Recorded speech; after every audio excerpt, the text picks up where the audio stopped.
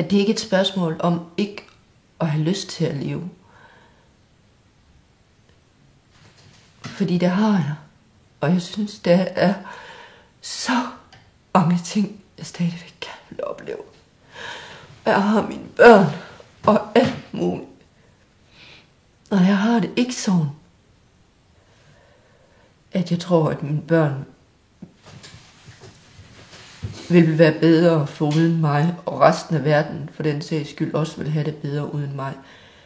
Som mange har det, når de ønsker at tage deres liv. Det er ikke sådan, jeg har det. Jeg har det bare så dårligt, at jeg ikke kan holde det ud mere.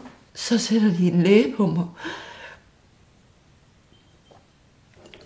som ikke ved en skid. Og det er da jeg finder ud af, at han slet ikke er psykiater, men læge. Og hvor hun siger til mig, at fordi der er mangel på psykiater i psykiatrien, så bruger de almindelige læger. Jeg føler mig egentlig bare indimellem sådan lidt som om, at jeg bliver bare ligesom opbevaret der, til jeg får det godt nok til at komme ud igen. Og så kan jeg så køre videre et stykke tid. Jeg har ikke haft noget samtale-terapi med nogen. Det har jeg hverken i... Det har jeg ikke. Altså, det har jeg hverken i Kolding eller i Vejle. Og det fik jeg heller ikke i de 6 uger, jeg var indlagt for i sommeren 2010. Det er ens for dem alle sammen. Når de sådan har stillet nogle spørgsmål, og de så er ved at være færdige, samtalen er ved at blive sluttet af, så slutter de med at spørge, har du så nogle spørgsmål? Nej, siger jeg så som regel. Og så kun, hvad tror I? Og hvad skal der ske nu? Og skal jeg ommedicineres? Skal jeg have nogle samtaler? Hvad skal der ske? Det er så der altid kommer sådan ligesom et tomrum, fordi det får jeg bare ligesom aldrig rigtig noget svar på. Psykiatri, det har sådan altid lidt været tabu. Fordi det er det, så er det gemt væk. Og offentligheden interesserer sig ikke for det. Så derfor så behøver vi ikke at bruge ret mange penge på det. Med menneskevelfærd. Men vi har faktisk noget, der hedder dyrevelfærd. Og der er der regler for,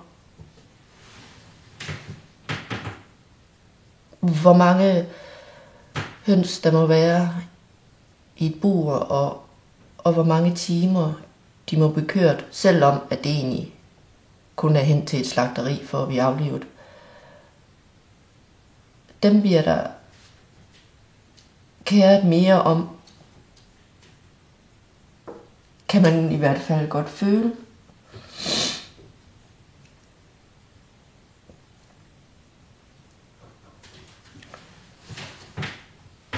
End om mennesker.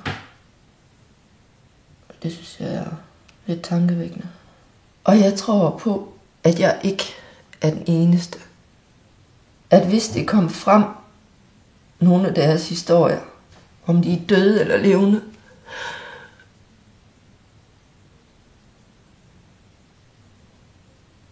så kunne det være, at det system her ikke er eller virket så bunderåden.